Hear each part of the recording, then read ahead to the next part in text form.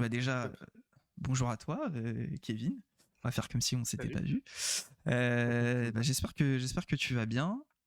Euh, Moi, ce que je te propose, c'est que tu t'introduis brièvement qui tu es, que fais-tu, et, euh, Très et bien. puis voilà, si ça te va. Ok. Ouais, ça me va, ça me va. Du coup, Kevin Janicki, je suis CTO NC-Scale, chez NC-Scale, pardon, une startup sur le no-code. Avant ça, j'ai un parcours de développeur, au début front, ensuite back, à la fin full stack. Et puis voilà. Ok, ok, top. Ouais, du coup, pour donner un peu l'historique de comment on s'est connu avec Kevin, donc en fait, moi j'étais en alternance dans une entreprise, dans une ESN. Je vais donner le nom qui s'appelle Stepnet, enfin, qui s'appelait Stepnet, je crois que ça s'appelle plus pareil maintenant. Et du coup, Kevin, lui, il était dev à Stepnet.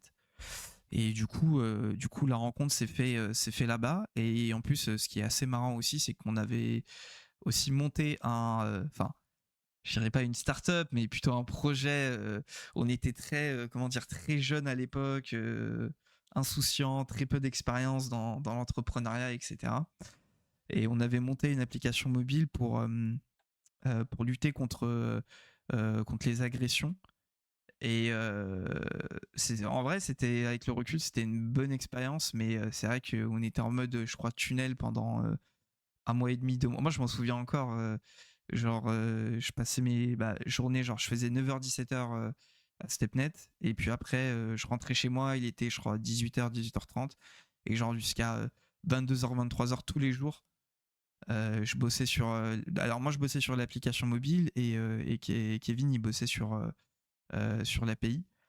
Mais c'était une première expérience. On s'est rendu compte après, je crois, un mois et demi, quelque chose comme ça, qu'en fait, il n'y avait pas réellement de plus-value, que c'était pas le projet de l'année, quoi. Donc, mais en tout cas, comme tout échec, on a beaucoup appris de ça, je pense. Ouais, Euh, on en reparlera après, je pense, mais ouais, tu dis que c'est pas que c'était pas le projet de l'année, etc. Bah, sache que moi, il y a pas très longtemps, j'ai vu un projet qui ressemble ouais. exactement à ça et qui tourne dans certaines villes, etc. Je pense que c'est le tunnel vision qui nous a tués, mais on en reparlera, t'inquiète. Ouais, bah, avec plaisir, avec plaisir. Euh, Alors, du coup, ouais, petite question que je pose à chaque invité, c'est, bah, est-ce que tu peux nous décrire un peu ton parcours scolaire jusqu'à en gros, ton premier CDI, tu vois, enfin, ta première expérience pro, quoi. Ouais, bien sûr. Mon parcours, il est un peu bizarre, parce que moi, perso, après le bac, j'ai commencé dans une école qui s'appelle l'ESGI à Paris, où là, j'ai fait quasi 2 ans d'études, en mode un peu intensif. En fait, ils mettent 3 ans d'études dans 2 années et ils t'enlèvent toutes tes vacances. Donc c'était plutôt stylé. Sauf que moi, après ça, j'ai arrêté pour des problèmes de santé. Donc du coup, je suis pas allé au bout de cette formation-là, enfin de ces années-là. J'ai fait 6 mois sans rien faire et il y a un moment donné, je me suis dit, bah, c'est bien d'être autodidacte aussi. Donc là, j'ai fait comme tout dev qui se respecte et qui démarrait en tout cas à mon époque, Open Classroom, c'était pas mal. Ou le site du zéro pour ceux qui étaient là avant, évidemment. Et après ça, j'ai repris en fait une formation en apprentissage, donc l'alternance, dans un CFA pas très loin de chez moi sur une formation webmaster à la base. Et c'est là où moi j'ai démarré du coup chez Stepnet en tant qu'alternant à la base. Et puis bah, Stepnet a aussi été mon premier CDI juste après du coup. Donc Ok, voilà. ok, top. Et du coup, là, en fait, là où je pense que t'as aussi le plus progressé, enfin, tu me diras si je me trompe, mais c'est à la suite de Stampede, bref, t'as eu un autre CDI, machin et tout, mais il y a un moment où t'as basculé et t'es parti en freelance, tu t'es mis à ton compte, et t'as ouvert notamment ton agence, enfin, je pense que tu t'es d'abord mis en tant qu'indépendant, etc., et puis après, tu l'as fait évoluer en tant que, Ouais. euh, en tant que réelle agence. Euh, Moi, j'ai l'impression que, en fait, plus je parle, en fait, tu vois, des entrepreneurs, etc., j'ai l'impression que tous les entrepreneurs, en tout cas ceux qui sont dans le digital, dans la tech, etc., passent quasiment obligatoirement par cette case-là avant de se lancer, genre 100% dans l'entrepreneuriat, etc. C'est-à-dire avec un projet, un side project qui est devenu si grand qu'ils peuvent plus se permettre de prendre des clients, etc. Euh, est-ce que toi c'était ton cheminement, c'est-à-dire que en fait tu voulais toujours faire de l'entrepreneuriat, enfin tu avais toujours ce petit truc où tu voulais créer ton truc et du coup tu t'es dit bah en fait le freelance c'est un peu une demi-marche pour y arriver. Bah, en fait, moi, depuis StepNet, j'ai une auto-entreprise. Donc, si tu veux, dès le départ, j'ai dans Ok. ma tête de faire du freelance, du moins d'être entrepreneur. Pas forcément de me dire que je veux être à mon compte, faire du développement, etc. Mais plutôt de me dire, je veux à un moment donné de ma vie, tu vois, construire quelque chose. Autonome ou pas, hein, enfin, tu vois, c'est pas une question de liberté financière ou autre, c'est vraiment je veux faire quelque chose. Euh, est-ce que le freelance est une semi-marche avant, entre guillemets, tout ça? En fait, quand tu es en CDI, en tout cas, je parle pour moi, mais quand tu es en CDI, j'ai l'impression que tu es vachement dans ta bulle, tu vois. C'est-à-dire que tu es développeur et tu fais du développement et puis c'est tout. Tu vas progresser, bien évidemment, en tant que développeur, tu vas acquérir de nouveaux skills, etc., tu vois. Par contre, quand tu deviens freelance, c'est un autre monde parce qu'en fait, c'est là où tu commences à comprendre qu'en fait, bah, la comptabilité, c'est important. Le développement, c'est bien, mais en fait, ça représente une petite partie, entre guillemets, de ton temps de tous les jours. Tu dois faire de la gestion de projet, tu dois aller chercher tes clients, et en fait, tous ces aspects-là font que tu grandis et qu'en fait, tu prends un peu l'âme d'entrepreneur, tu vois. Tu consolides, on va dire, ta position d'entrepreneur. Et donc, en fait, est-ce que le freelance est un chemin avant d'arriver un peu là où, euh, où j'en suis?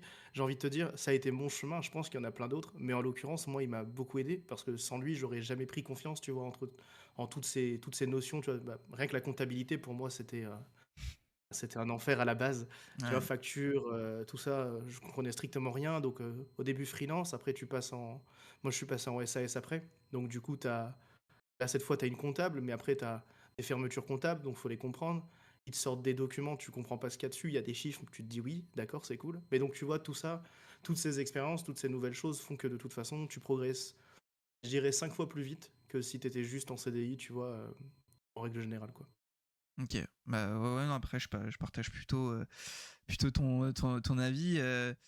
Mais si par exemple tu vois aujourd'hui, parce que en fait genre j'ai pas mal, enfin il y a quelques devs quand même tu vois qui m'envoient des DM sur Twitter ou même sur le chat, tu vois, et qui me disent ouais en gros comment est-ce qu'aujourd'hui avec toutes les plateformes qui existent, Malte, Freework maintenant qui s'appelait Freelance Info avant et tout, Mm. euh, comment est-ce que toi, tu vois, de ton point de vue, après plusieurs années d'expérience en freelance, est-ce que si aujourd'hui tu devais, admettons, tu étais le Kevin d'il y a, je sais plus combien d'années, mais genre en gros le Kevin qui vient de finir son CDI, tu vois, et qui veut vraiment se lancer à 100% en freelance, comment est-ce que toi tu ferais? Parce que le plus gros, le truc le plus compliqué en freelance au début, c'est de trouver ses clients.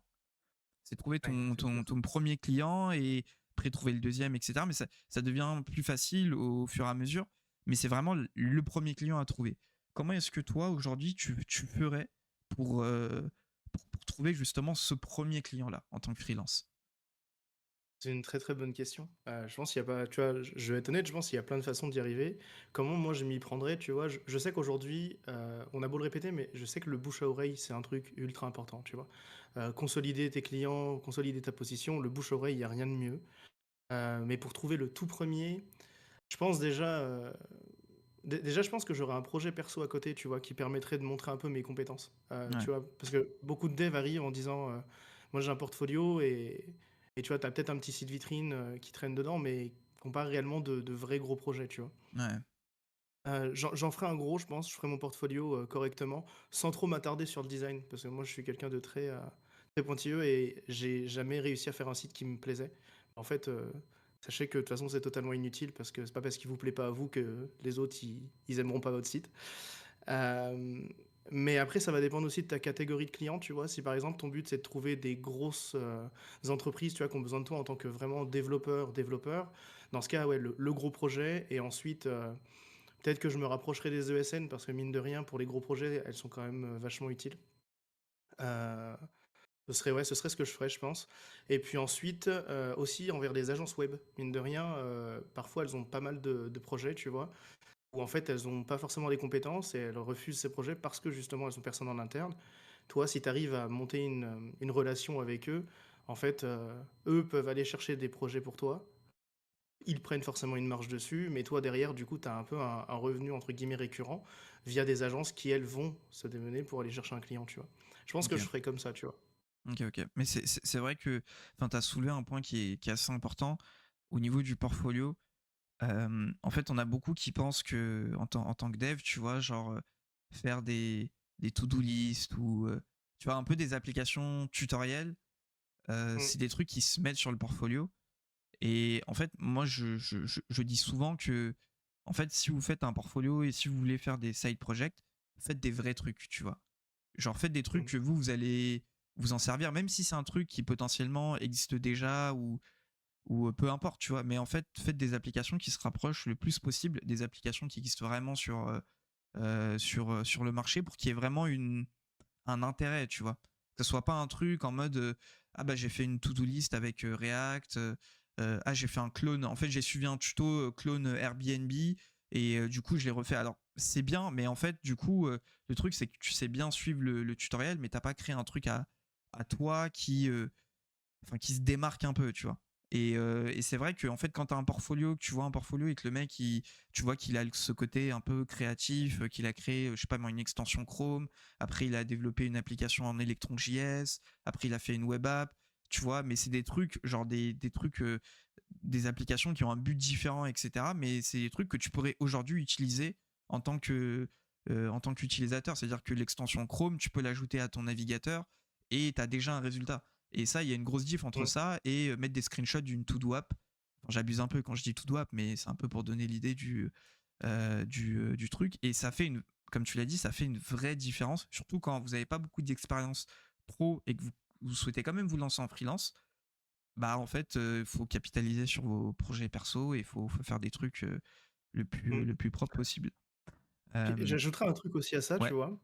Quelque chose qui, moi, m'a permis de décrocher une des plus grosses missions freelance à l'époque, ok. que j'ai fait depuis le début, c'est du contenu. C'est bête, hein, mais moi, j'écrivais des articles entre midi 2 quand j'allais manger, tu vois, sur des trucs un peu bêtes, hein, comment faire une API, tu vois, avec WordPress. À l'époque, je faisais du WordPress, donc c'était assez simple, tu vois. Euh, et en fait, moi, je me souviens, j'avais mis ces articles en mode, je les mets là parce qu'en fait, c'est aussi mes snippets de code, donc comme ça, au moins, ça servira à des gens si demain ils viennent dessus. Et en fait, je dirais, tu vois, peut-être 7 ou 8 mois plus tard, j'ai une startup qui me contacte, qui commence à discuter avec moi pour un contrat un peu récurrent, tu vois. Ouais, Et à la fin, le mec me dit concrètement, bah, ce qui fait la différence, c'est qu'en fait, tu as écrit du contenu et dans ton contenu, on voit que tu maîtrises, en fait, tu vois. ouais, Et en fait, quand le mec te dit ça, tu te dis finalement, en fait, le contenu a une value et en fait, bah, il faut peut-être en écrire, peut-être pas être régulier, tu vois, peut-être pas devenir blogueur, tu vois, c'est pas utile, mais quand il y a un truc que tu maîtrises, bah, peut-être juste écris-le, montre-le, tu vois, fais quelque chose du genre, quoi. ouais, totalement. Et en plus, ça, enfin, ça te donne une preuve sociale, en fait, tu vois. C'est que si, en fait, bah, comme tu l'as dit, si la personne, elle écrit des articles sur une techno, ou, tu sais, ça peut même être un truc, t'es pas forcément obligé d'être expert, mais par exemple, je sais pas, t'as bloqué genre 2 jours sur un bug, un truc vraiment très spécifique ou machin, bah, en fait, t'as réussi à trouver la solution, bah, écris un petit article dessus.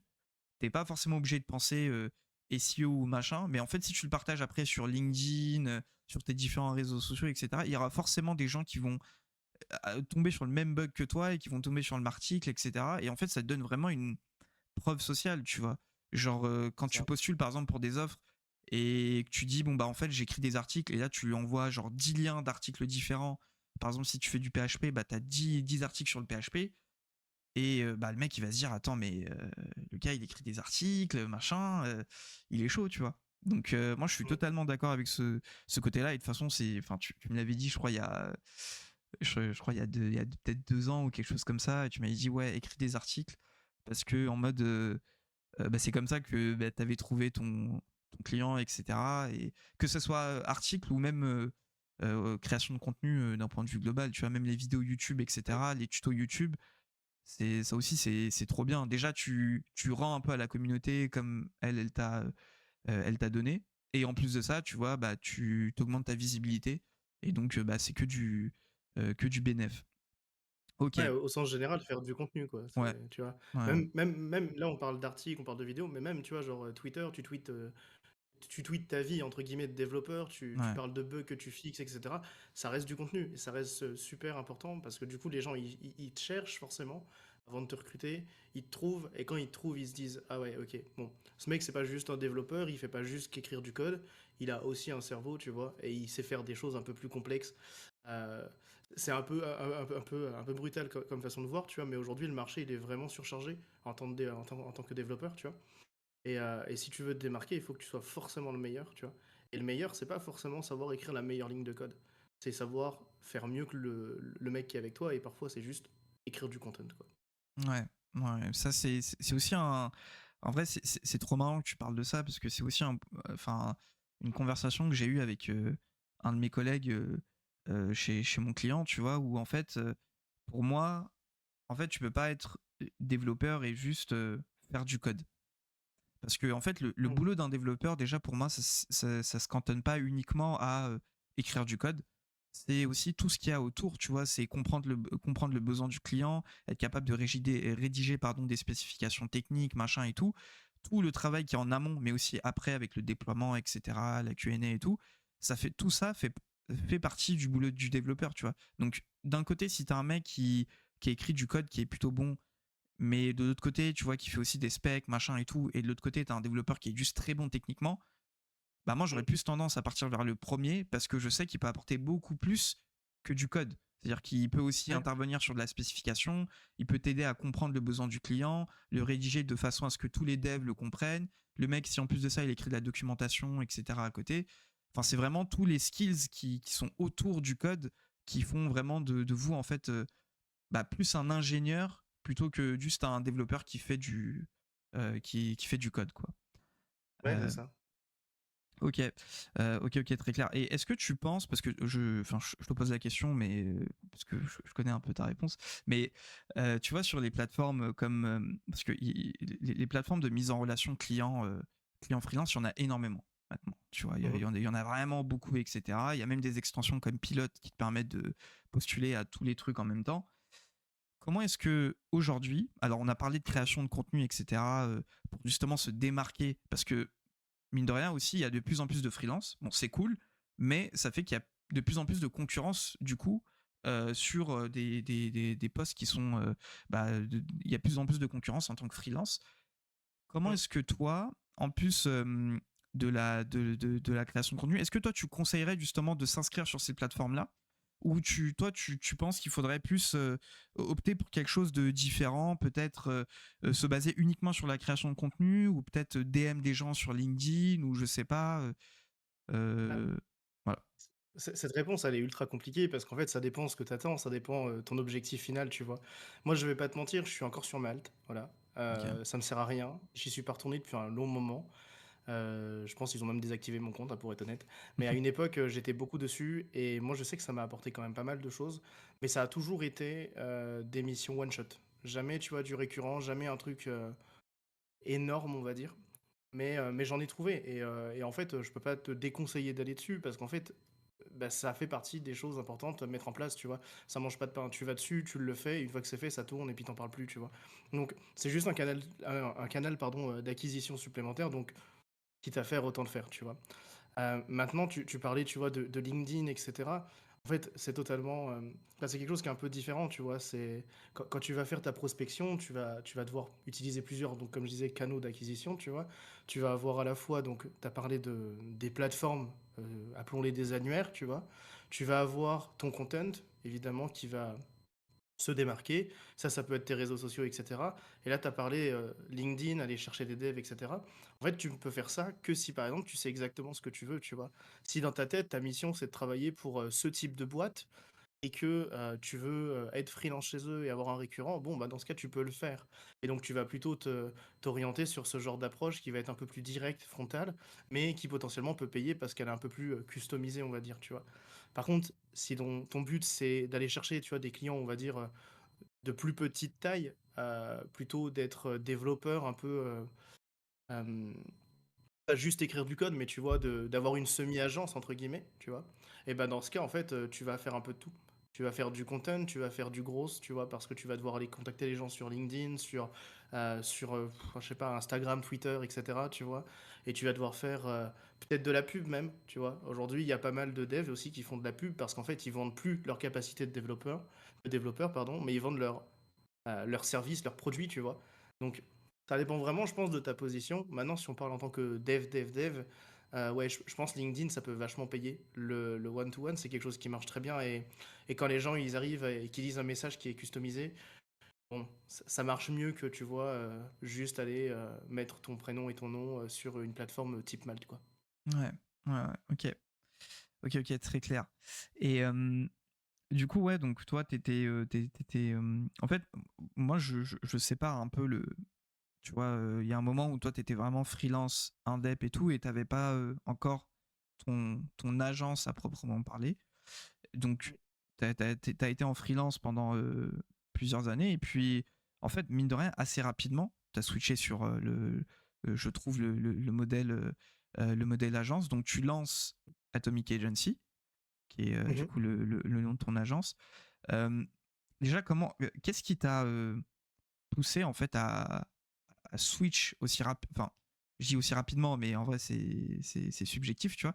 Mais qu'est-ce qui t'a poussé à passer au mode agence? Est-ce que c'est parce que en fait tu avais beaucoup de demandes clients et du coup tu devais scale, donc tu devais passer un modèle agence et changer de structure, machin, potentiellement prendre d'autres personnes pour t'aider, ou est-ce que c'est pour une autre raison?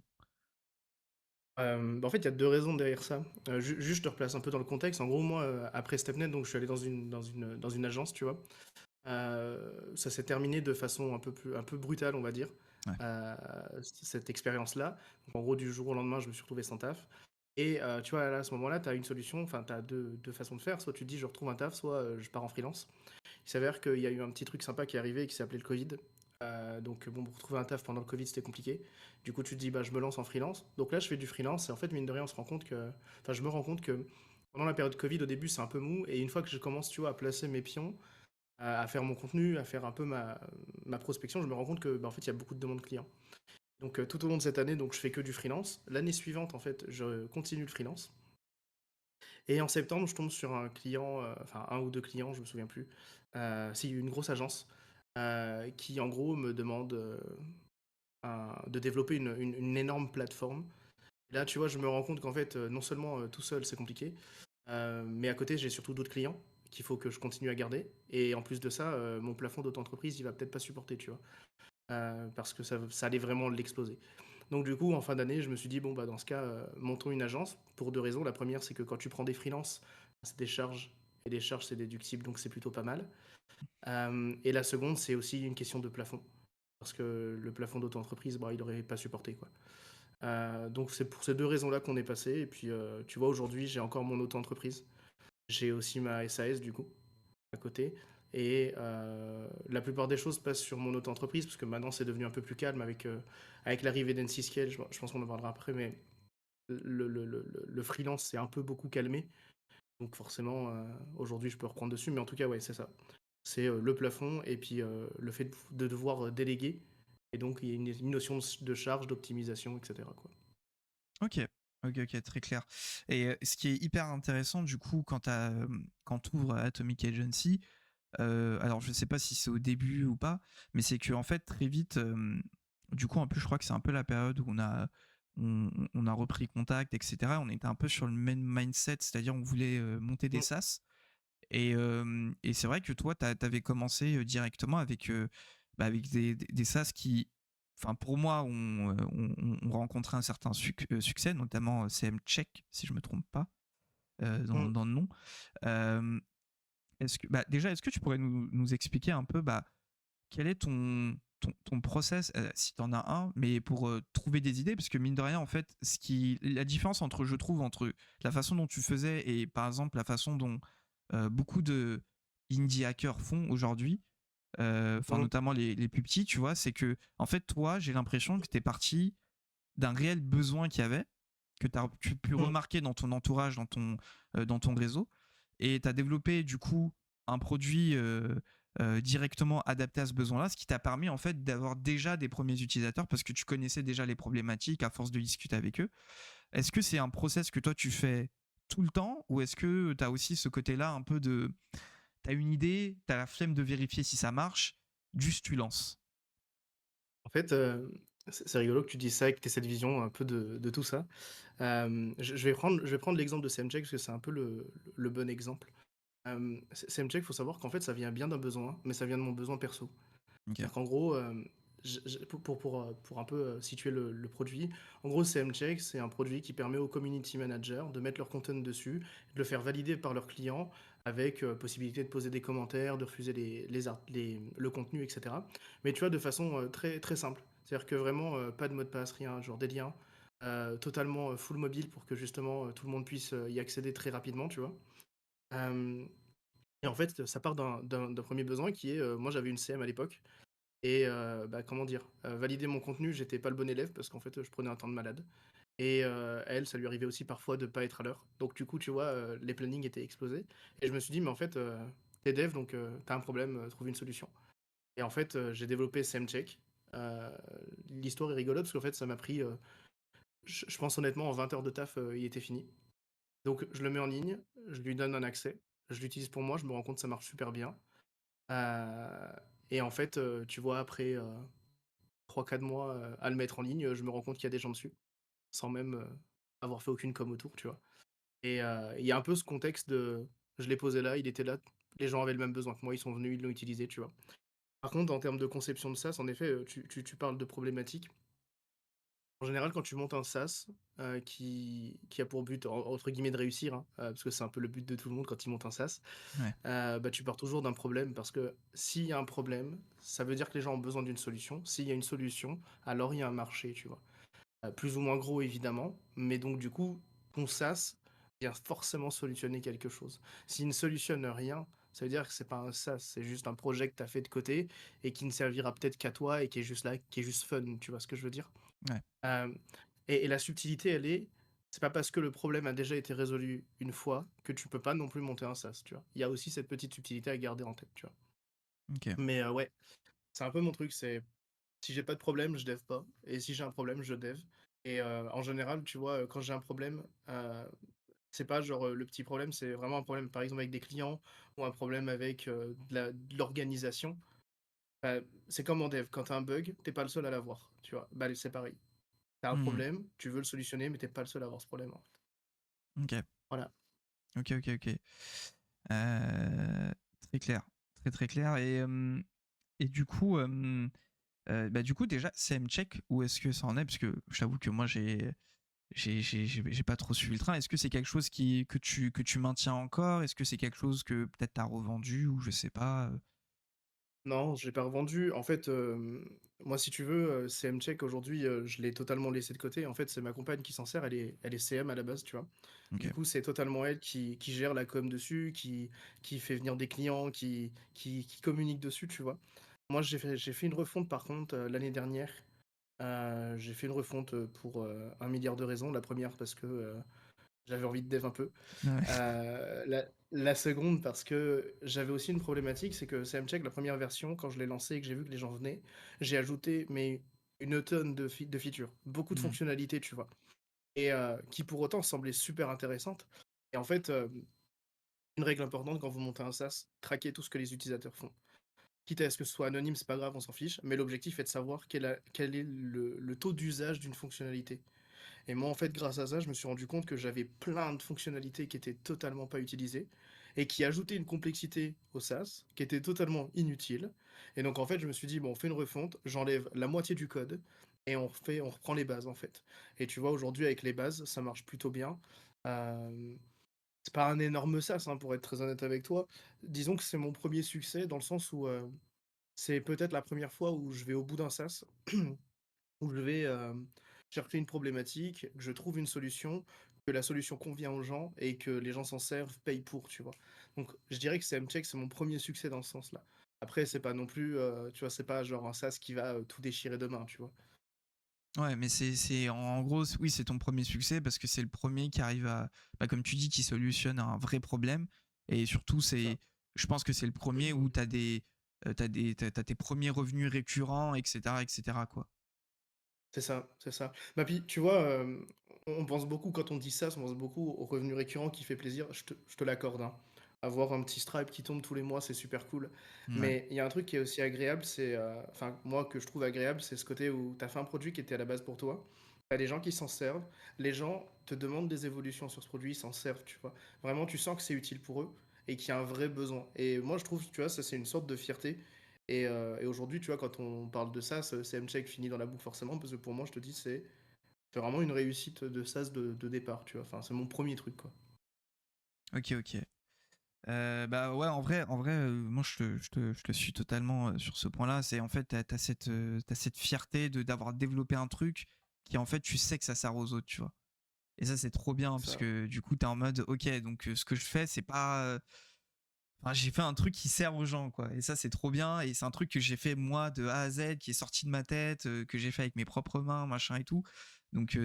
enfin, ça te rend, ça te rend extrêmement fier. Et est-ce que du coup, est-ce que en ce moment, t'as d'autres SaaS qui tournent sur le côté ou t'es juste en mode, il y a CM Check, ça me va très bien parce que NCScale me prend énormément de temps ou.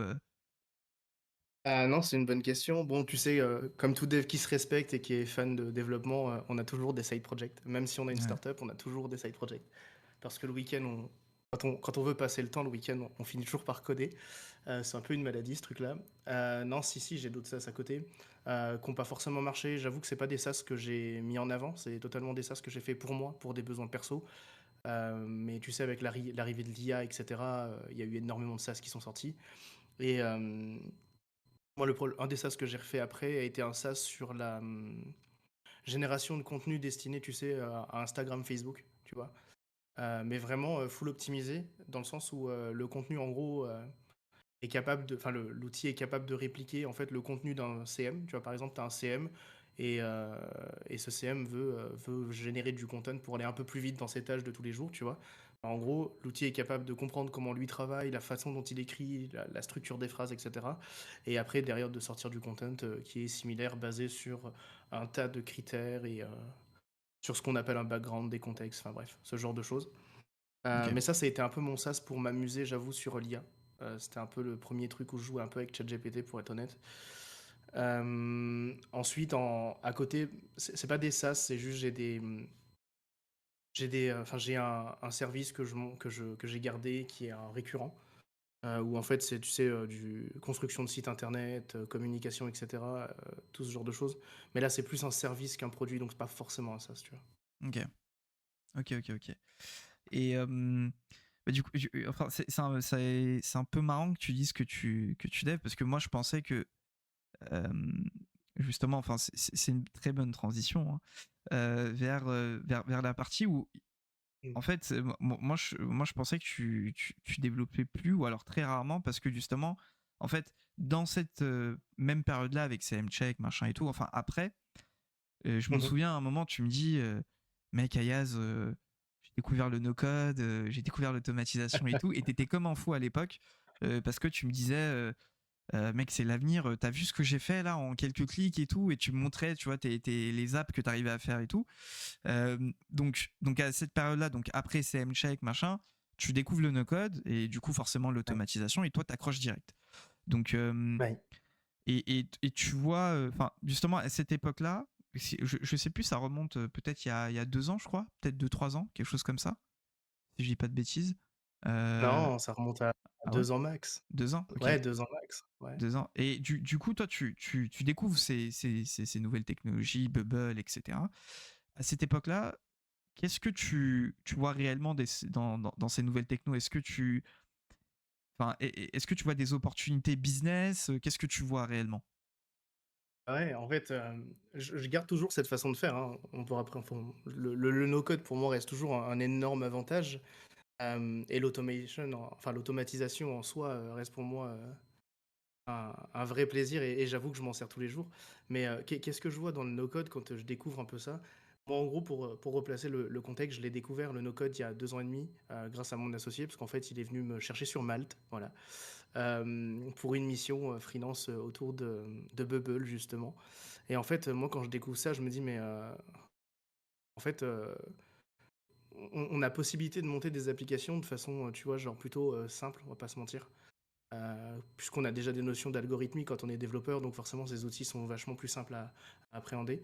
Euh, donc du coup, je me dis, ouais, il y a énormément d'opportunités, etc. Donc allons-y, essayons, tu vois. Et en fait, tous ces outils, donc pour les citer, dans le no-code, pour moi, il y a 3 types d'outils. Tu as les outils que j'appelle builder, qui sont là pour faire du front, tu vois, pour faire tes interfaces, etc. Tu as les outils d'automation qui sont là pour transformer tes algos, entre guillemets, euh, ou créer des API, ce genre de choses. Et tu as le troisième type qui est la database. Ah, là, c'est une base de données, quoi. Donc rien de bien méchant. Et en fait, moi, je découvre en tout premier les builders. Et donc au début, je suis grave content, je me dis mais c'est super, ça va aller vite, etc. Et en fait, je commence à monter un vrai projet avec, tu vois. Et je me rends compte que pour faire un truc qui en code serait une condition avec peut-être tu vois un call en DB ou je ne sais quoi, en no code c'est ultra lourd.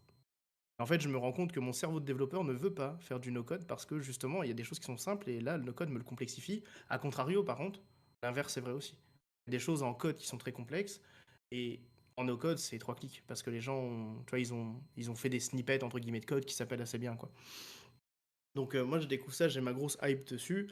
La hype retombe, allez, 3-4 mois après quand je me rends compte qu'en fait, faire du no-code, c'est mignon, mais si t'es pas H24 dessus, tu maîtrises pas le front est pas forcément très beau, tu vois.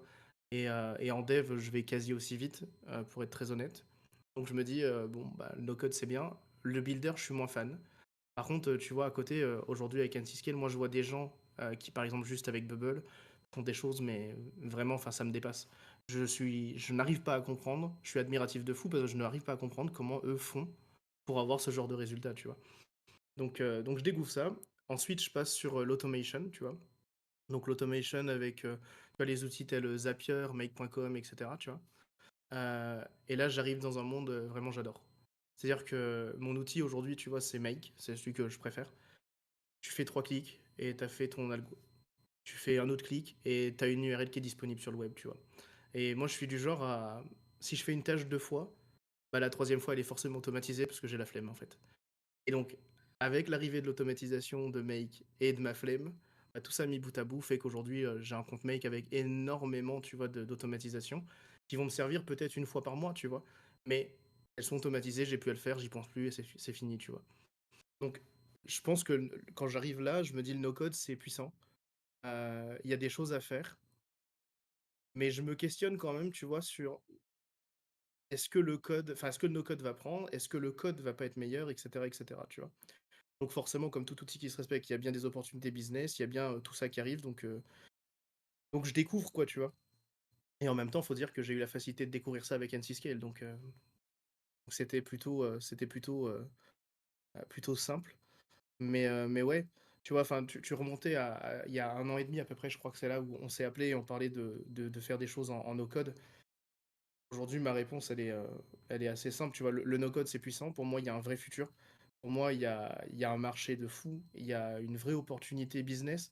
Ça permet à des agences, tu vois, je vois des agences qui font des revenus mensuels, enfin annuels, pardon, de plusieurs millions, tu vois, juste avec du no-code.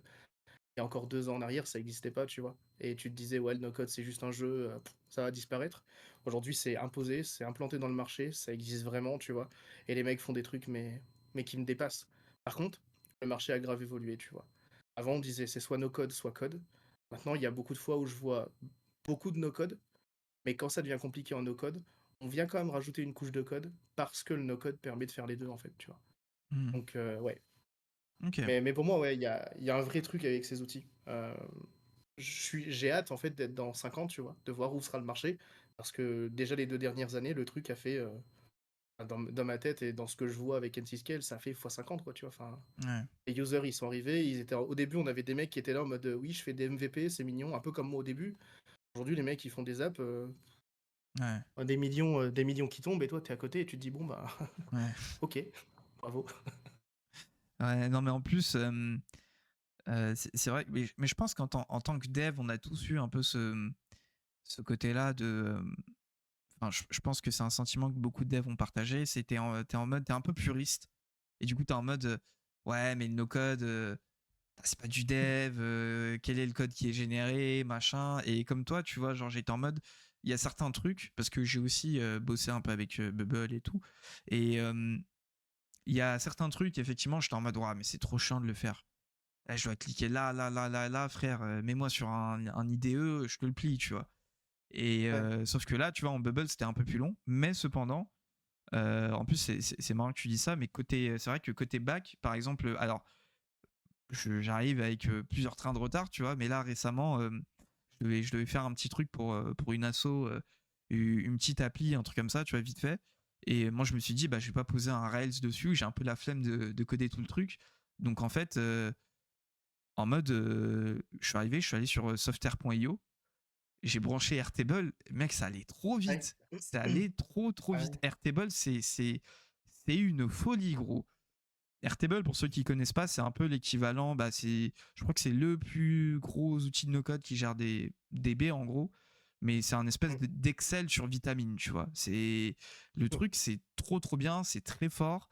Et ce qui est fou, c'est que c'est très intuitif. C'est-à-dire que je suis sûr que je montre ça à un mec qui a déjà touché un peu à Excel, il comprend direct, tu vois. Sauf que ce qui est fou, c'est qu'il y a aussi des notions de DB, tu vois. Et c'est ça qui est Mm. incroyable. T'as un système de vue, machin et tout. Et, voilà. Enfin, ouais, moi je trouvais ça quand même assez fou. Et là où je te rejoins, c'est que sur make.com, alors les gars, make.com c'est une folie.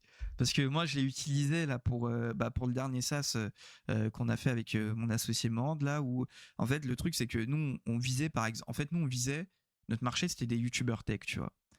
Et du coup, moi, j'étais en train de dev la solution et mon associé, lui, il allait sur YouTube, machin.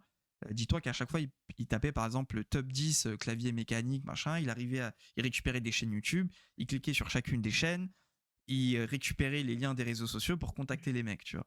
Donc lui, il faisait ça, mais moi, je me rendais pas compte à quel point c'était chiant de le faire, tu vois. Jusqu'au moment où moi, j'ai fini le produit et je suis allé le rejoindre sur la prospection. Mec, j'ai tenu 1 heure. J'ai fait ça 1 heure, j'ai fait non, c'est pas possible. J'ai pas à faire ça toute la journée, c'est mort, je fais pas ça, tu vois. Et du coup, j'ai fait quoi? Bah, en gros, nous, on a un Notion qu'on servait comme CRM. Et de l'autre côté, bah, YouTube te fournit une API. Et donc, il te donne des quotas gratuits. Et il y a des quotas que tu dois pas dépasser, machin et tout. Et du coup, j'étais en mode, bah, en fait, c'est très simple. Moi, je fais un script, j'ai fait un petit script JS qui allait me récupérer suivant mes mots-clés, machin. Et en fait, il envoyait à Make. Et Make, après, il prenait les données, il les mettait bien en forme, machin et tout. Et il les rentrait sur Notion avec les bons tags, etc., etc., tu vois. Et t'avais tout le. Donc, en fait, tous les jours, je crois à 10h du matin, t'avais une liste de je sais pas combien de prospects. Parce qu'en plus, ce que je faisais, c'est que je récupérais tout le temps des prospects qui étaient différents, tu vois. Donc, en gros, je Mm. scrapais tout le YouTube Tech, ceux qui nous intéressaient français, tu vois. Et genre, en gros, tous les jours, t'avais, genre, je sais pas moi, 10 ou 15 nouveaux prospects qui apparaissaient sur la liste.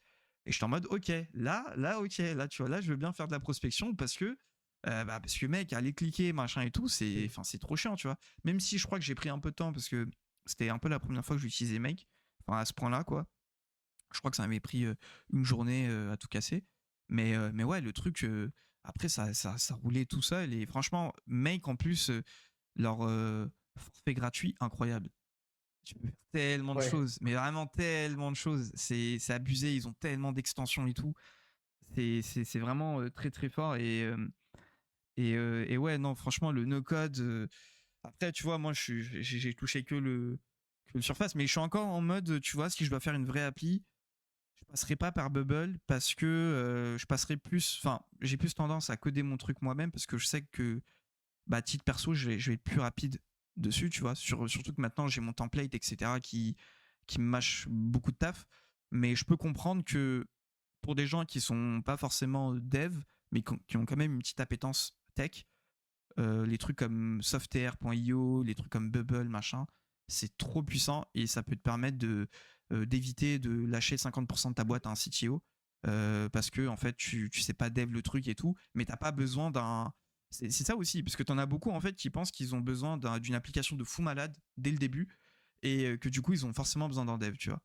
Alors que c'est pas du tout le Mm. cas. Au final, tu fais un petit truc sur Bubble, tu fais un petit truc sur Software.io, tu plug Airtable, tu fais du make et tout.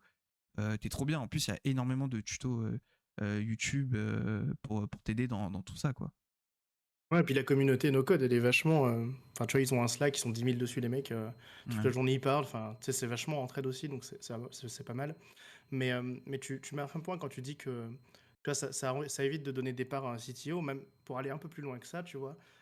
Dans beaucoup de boîtes, quand on a besoin de faire un nouveau truc, tu vois, par exemple, je sais pas, le business ou ton chef de projet, il a besoin d'un outil, tu vois, il faut le développer, le payer ou autre, c'est sujet à beaucoup de discussions. Ouais, est-ce qu'on le développe nous-mêmes? Est-ce qu'on fait appel à une boîte externe? Est-ce que, tu vois, et c'est un coût qui est monstrueux. Et l'arrivée du no-code, tu vois, permet par exemple à des mecs qui sont, tu vois, genre le commercial qui est sur le terrain, le mec a besoin de se taper sa meilleure base de données parce que, je sais pas, j'en sais rien, il en a pas en interne, c'est un Excel, il veut que ce soit un peu plus stylé, etc. Le mec, il sort son Bubble, son Airtable, on n'en parle plus, tu vois. La tech n'a pas eu à intervenir.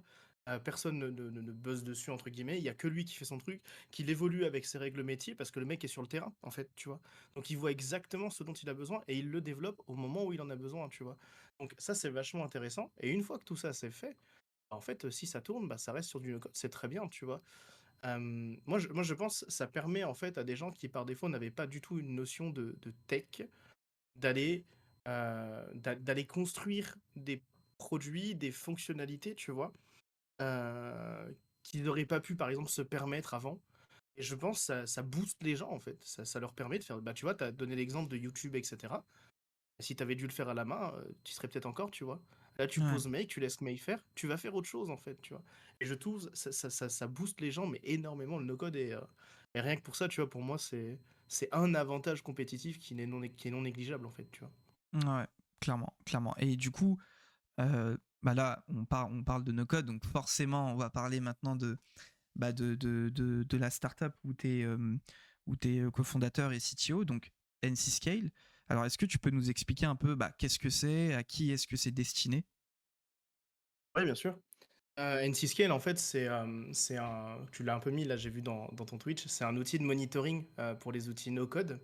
En gros, si je devais parler avec des devs, je dirais que c'est un peu le Datadog ou le New Relic, tu vois, du no-code. À qui c'est destiné? Bah, à tous les gens qui font du no-code, en fait. Aujourd'hui, on fait en sorte de rendre l'interface, et on travaille dessus, tu vois, en permanence, de plus en plus simple pour que n'importe qui fasse du no-code puisse ajouter cette couche de monitoring, d'alerting, etc., etc. Parce que pour nous, tu vois, le monitoring, c'est un outil essentiel quand tu montes une application. Euh, Pas quand tu es en MVP, mais quand tu es en SaaS, tu vois, et que tu es en mode ça y est, il est en ligne, voilà. Le monitoring pour nous, c'est quelque chose de super important.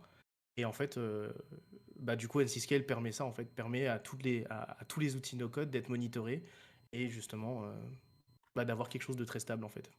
Ok, Voilà. ok. C'est vrai que l'enjeu, en fait, il me semble que c'était un peu votre ligne directrice au début. Enfin, la façon dont tu me l'avais expliqué, c'est que aujourd'hui, le fait que le no-code soit accessible entre guillemets à tous, fait qu'il y a sûrement des failles de sécurité, ce genre de choses, des gens qui laissent les données un peu Mm, ouvertes et tout.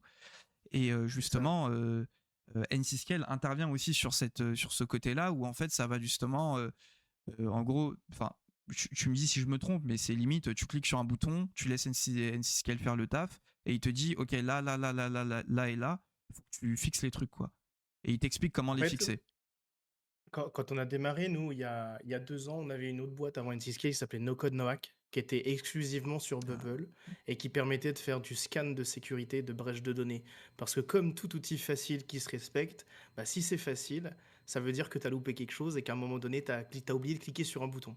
Pour te donner un exemple de ce genre de fuite de données, il y a quelques années de ça, sur une tool Microsoft qui s'appelle Power Apps, il y a l'ingénieur qui a développé cette app no-code a oublié de checker une petite checkbox qui disait mettre les données en privé. Il y a des millions de data de santé qui se sont retrouvés dans la nature. ok. Juste parce que le mec a oublié de cliquer un petit bouton. Et donc nous, on est parti de ça en se disant, bah attends, mais sur Bubble, c'est pareil en fait. Et donc, bah, quand t'es dev, c'est assez simple, hein. Clic droit, inspecter, tu regardes le network, tu creuses un peu, et quand tu commences à voir des choses, tu te dis, ça marche pas, tu vois. Donc nous, on a creusé ça pendant des mois et des mois, tu vois.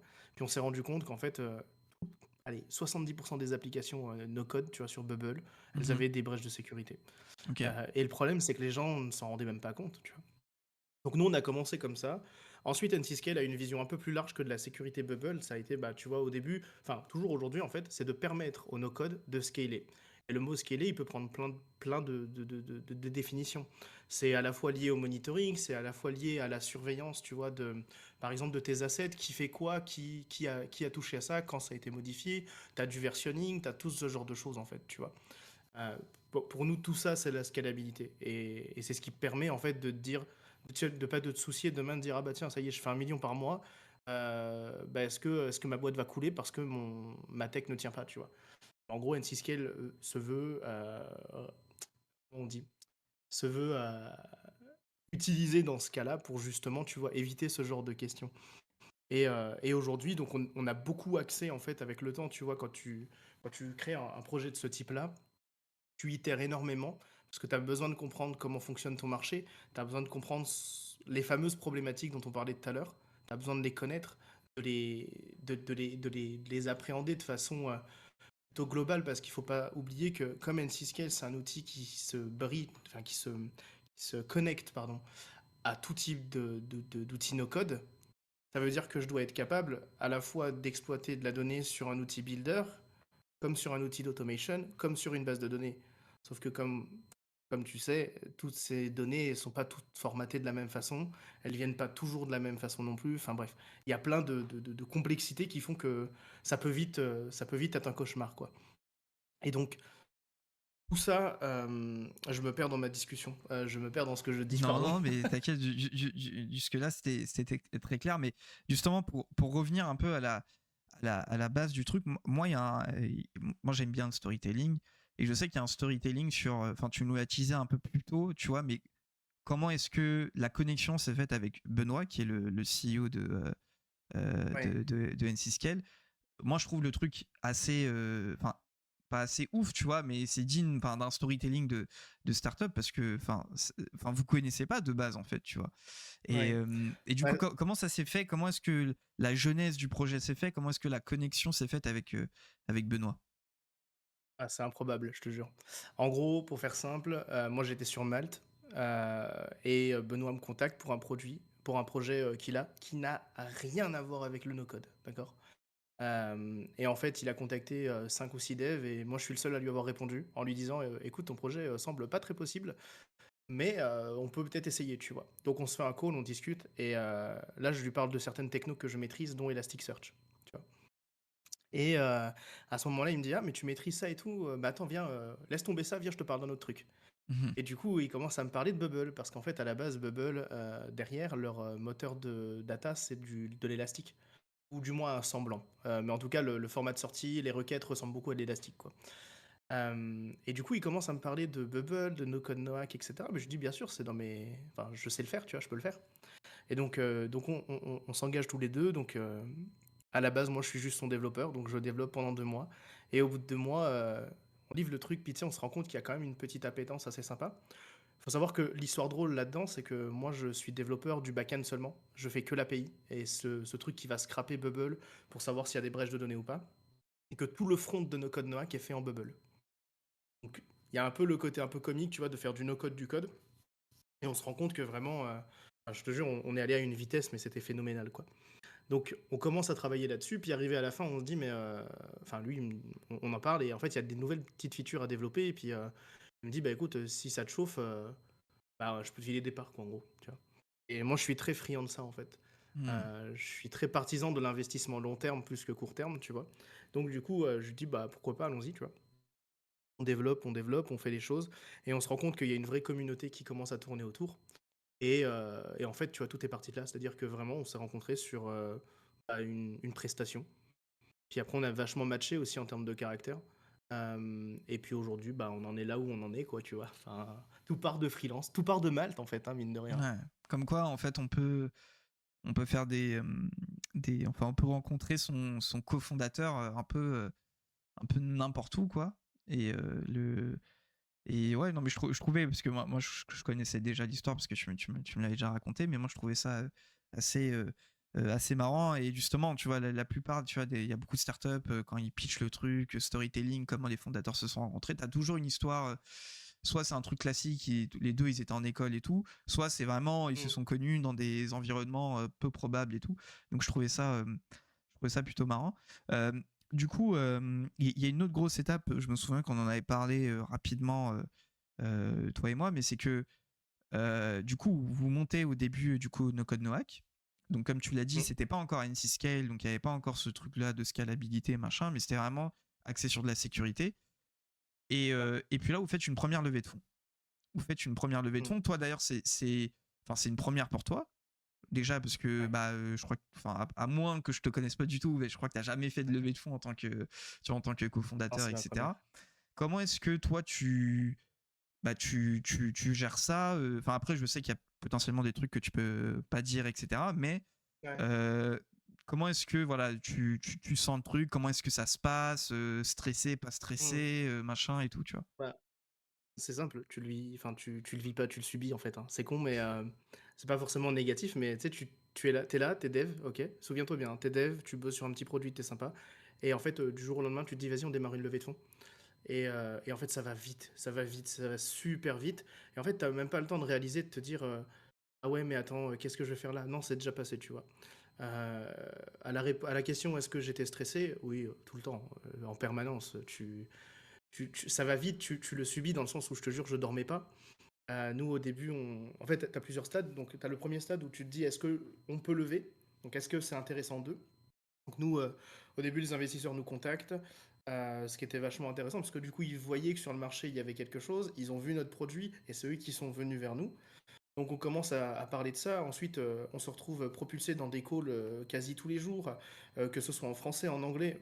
Pour vous dire, moi au début d'NC-Scale, mon anglais était quasi à zéro. C'est-à-dire que je pouvais dire bonjour et c'était tout. Et c'est une vraie. Enfin, ça s'enchaîne en fait, tu vois. Tu pitches le truc en permanence, tu souris tout le temps, c'est énorme. C'est vraiment une expérience à vivre. Moi, je pense que je l'ai bien vécu. Je l'ai vécu avec beaucoup de stress, mais je l'ai quand même bien vécu, je l'ai apprécié. Euh, mais j'ai peu dormi. Ensuite, une fois que toute cette phase est finie, bah, en fait, il reste que les gens qui sont intéressés par toi et qui t'intéressent aussi, parce que mine de rien, une levée de fonds, c'est un peu à double sens. C'est eux, ils s'engagent avec toi, mais toi, tu t'engages avec eux. Donc, il faut qu'il y ait un vrai feeling, tu vois. Et ensuite, on avance, on avance. Une fois que tu te dis, OK, on deal avec eux, bah, tu as encore toute une phase contractuelle, en fait. Et tu passes dans une phase où, en fait, tu étais développeur, ça finit par être, on va dire, commercial, où tu vends, enfin, tu fais du marketing, tu vends ton produit, tu te mets en avant, etc. Et à la fin, bah, tu fais du juridique et tu comprends pas forcément tout, mais du coup, tu te fais accompagner. Mais je te jure, tu fais ça pendant. Je crois qu'on a fait ça, on a démarré en septembre et on a levé début mars, je crois. Ok. Ouais. Donc ça fait, tu vois, quasi 5 mois, ou enfin 5-6 mois où vraiment tu vis, mais toutes les secondes, tu t'es content d'être là, en fait, tu vois. Même si tu le vis mal, même si tu stresses, entre guillemets. Euh, et en tout cas, c'est purement personnel, hein. Il y a des gens qui le vivent très bien, hein. Mais moi, c'était quelque chose vraiment de très stressant, tu vois. Mais j'ai vraiment apprécié tout ce qui s'est passé parce que ça fait grandir à enfin, une vitesse. Tu fais un saut, quoi, tu vois. Au début, t'es dev, t'as une agence, déjà, tu te dis, waouh, c'est super, c'est génial. T'as une mission, tu te dis, cool, j'ai de l'argent qui rentre. D'un coup, t'as des parts dans une boîte qui aujourd'hui ne vaut rien. Un mois plus tard, enfin, qui au moment où, en tout cas, où je l'étais, ne valait rien, puisque No Code No Hack, c'était juste à Benoît et maintenant enfin, à moi, tu vois. Ensuite, tu te retrouves contacté par des investisseurs, donc tu es dans un monde que tu ne maîtrises pas, que tu ne connais pas.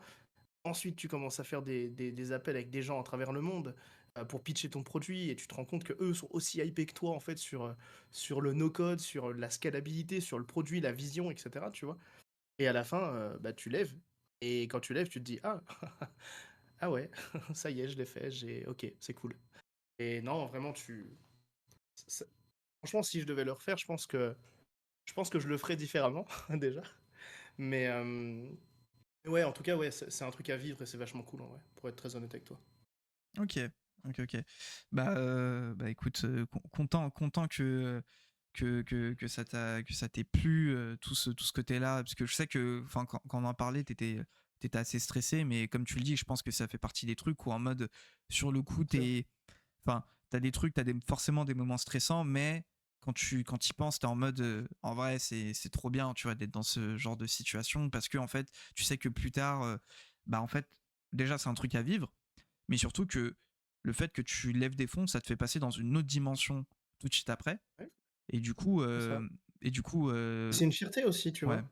C'est une fierté, tu es là, tu as une vision, tu pitches, les gens adhèrent à ta vision et sont prêts à mettre des sommes énormes, que toi tu jamais vues, tu vois, de ta vie et tu te dis: «Mais tout le monde accroche à cette vision, allons-y en fait», tu vois? Et en fait, tu te sens pousser des ailes et en fait, la plupart des startups, enfin, c'est ça en fait qui est cool dedans, tu vois? C'est tu as des ailes qui poussent dans ton dos et tu te dis: «OK, on va y aller en fait. Il y a rien qui va m'arrêter, je vais y aller», tu vois? Et donc, certes, comme tu disais, il y a une quantité de stress astronomique, mais à la fin, tu voles, quoi. Vraiment, c'est ouais, génial de ouf, en fait. ok.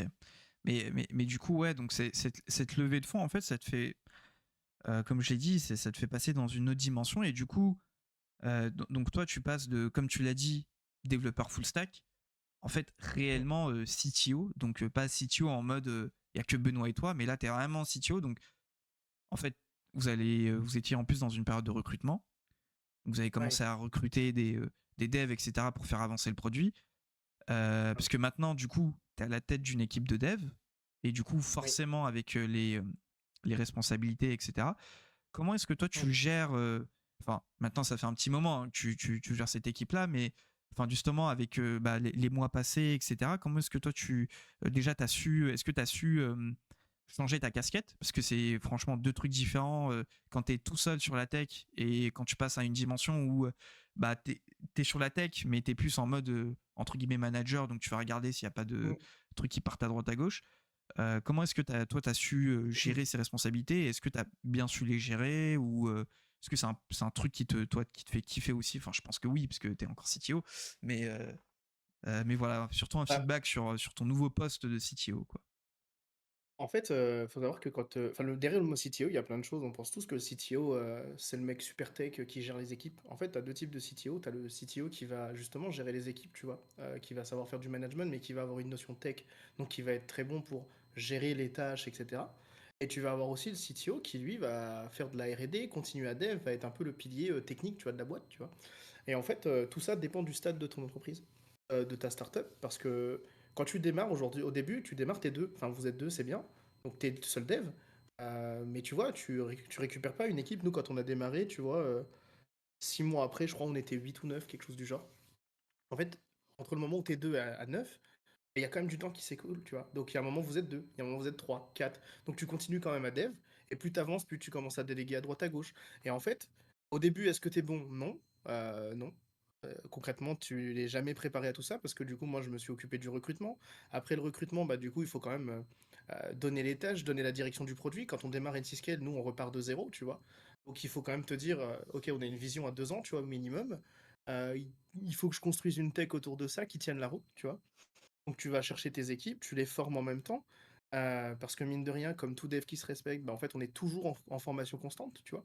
Et donc moi, j'ai recruté à la fois des profils, très tech et experts et des profils très juniors aussi, et en étant tout à fait, transparent avec vous, mes profils juniors sont aujourd'hui, un vrai, vrai, vrai, vrai pilier pour la boîte, tu vois? Comme quoi, tu vois, eux aussi ont fait un bout quantique, énorme grâce à la startup, quoi. Mais donc au début, non, au début, en fait, tu continues à dev, t'as pas le choix. Et j'avais un de mes investisseurs qui disait toujours, en fait, le CTO, dans la période de startup dans laquelle on est nous, en fait, c'est un pompier. C'est-à-dire que quand ça va bien, il est là, il attend, il regarde, il gère, tu vois, il manage le truc, c'est bien. Mais par contre, quand il y a une problématique, et ben, en fait, c'est lui qui va aller dessus. Parce que d'une, il connaît son produit, il connaît la vision, et mine de rien, il est aussi en relation, tu vois, avec les outils no-code, par exemple, parce on en parlait, etc. Donc en fait, t'es un peu un pompier, tu cours partout tout le temps. Mais j'avoue que comme, bah, justement, avant, j'avais fait du freelance, tu vois.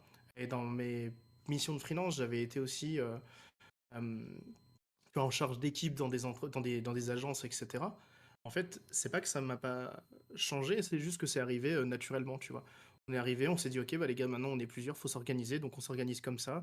Et bah forcément, celui qui a la maîtrise du produit au départ, bah, va gérer le produit. Et en fait, on a avancé comme ça. Pour être même très honnête avec toi, ouais, il y a peut-être un an de ça à peu près. On était dans une phase où en fait on avait dû refaire une refonte d'une grosse partie back parce que bah, on avait changé un peu tout l'aspect, tu vois, technique derrière.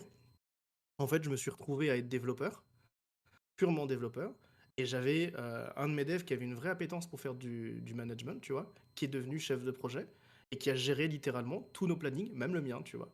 Donc en fait, quand tu es CTO, je pense que tu dois être capable d'évoluer et de te mettre partout où il y a personne et où il y a besoin de toi, en fait, tu vois. C'est-à-dire que s'il y a quelque chose que quelqu'un n'aime pas faire ou ne veut pas faire, bah, tu dois le faire, c'est tout, tu vois. Ouais. Et que tu saches le faire ou pas, hein, tu vois, t'es obligé de le faire. Et en fait, CTO, ça te fait vachement grandir aussi sur ça, tu vois. Moi, je te dis, le recrutement, c'est pas quelque chose que j'ai l'habitude de faire. Du jour au lendemain, on m'a dit, Kevin, recrute une équipe de 5 devs, s'il te plaît, au minimum. Bon, bah, allons-y, quoi, tu vois. Euh, donc non, ouais, c'est ça. Je pense que le CTO, c'est être capable de tout faire, en fait. Ça Ouais. revient à être un gros dev full stack, mine de rien, tu vois. Ok. Ouais, donc en fait, enfin, t'es obligé de t'adapter à n'importe quelle situation et en fait, t'as pas le choix parce que ton rôle fait que t'es la personne qui va devoir s'adapter à n'importe quel truc, quoi. Peu importe Ça, les besoins de l'équipe, tu vas devoir, bah, tu vas devoir le faire parce que les autres ne veulent peut-être pas le faire ou ne peuvent pas le faire. Et donc toi, c'est ton job de combler les trous et d'être là à ce poste-là. Ok. Euh, Très clair. Et du coup, forcément, alors, bon, moi, c'est une question que j'aime bien, tu vois, mais c'est d'après, tu vois, d'après ton expérience en tant que CTO, quelles sont les compétences, que ce soit des hard skills ou des soft skills, qui font un bon CTO? Alors, même si, alors je suis d'accord avec toi, tu vois, tu as plusieurs.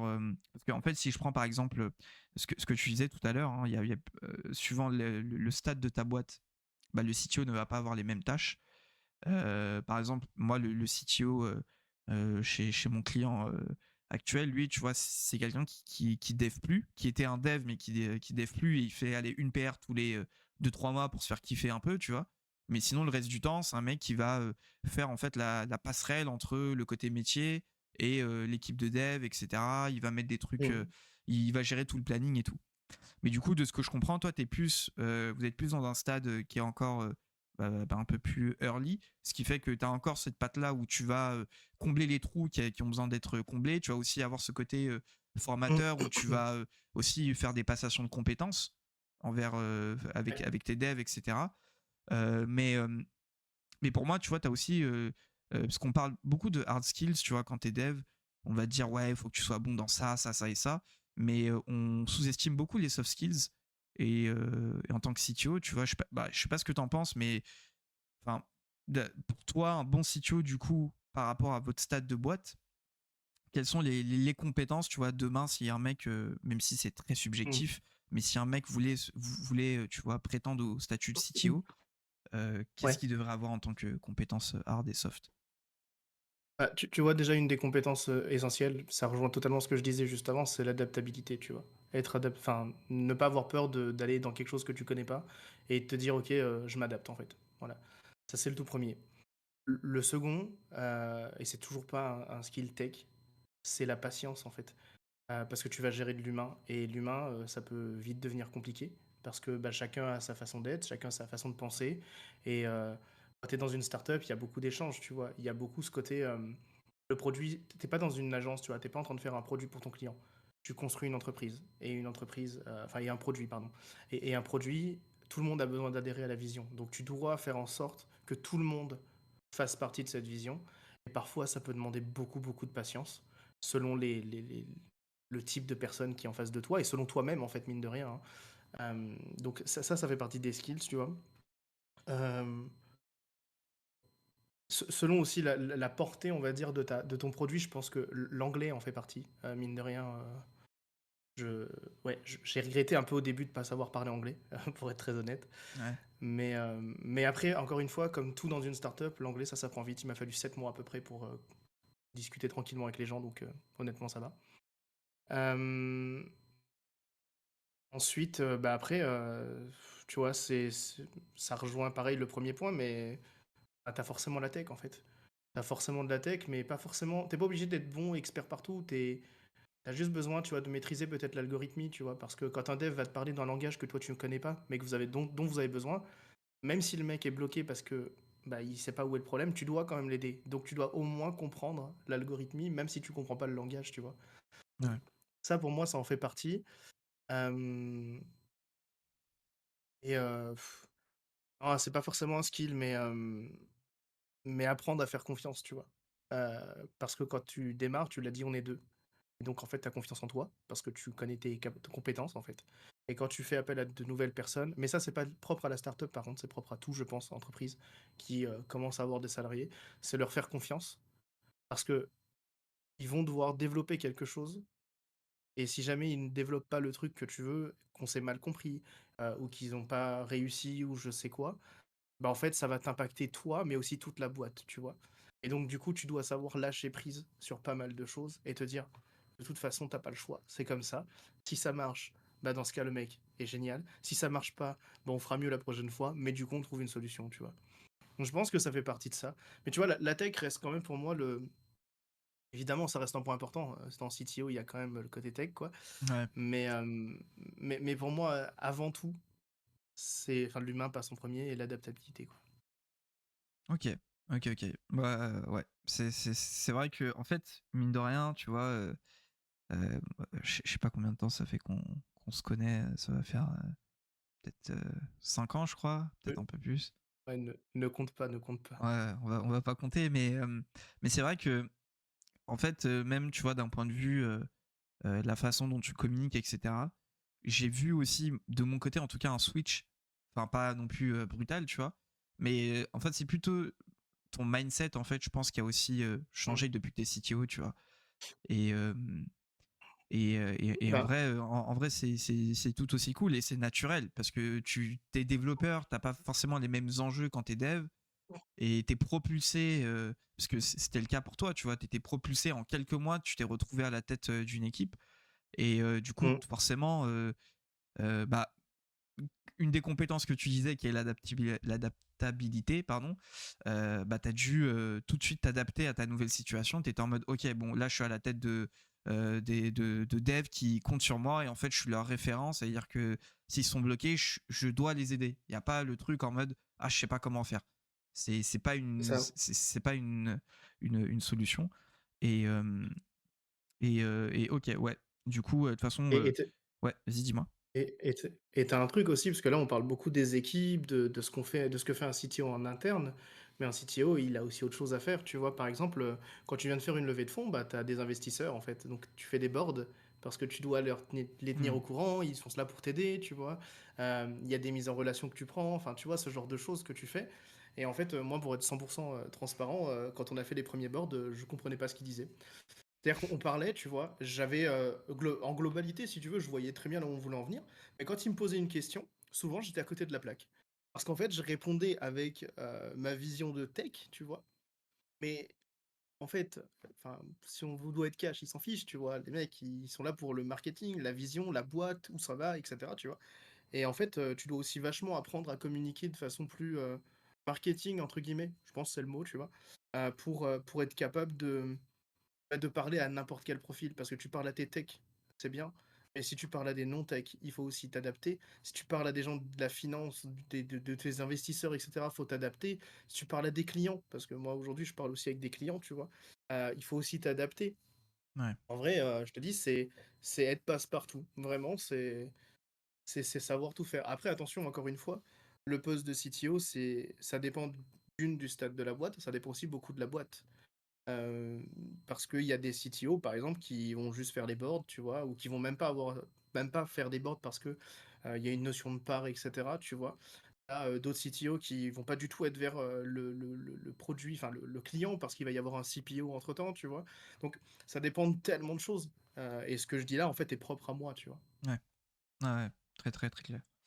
Euh, ok, ok. Euh, du coup, pour basculer un peu plus sur le côté entrepreneur, tu vois, parce que c'est quand même quelque chose euh, qui fait partie de toi, hein, le côté entrepreneuriat, etc.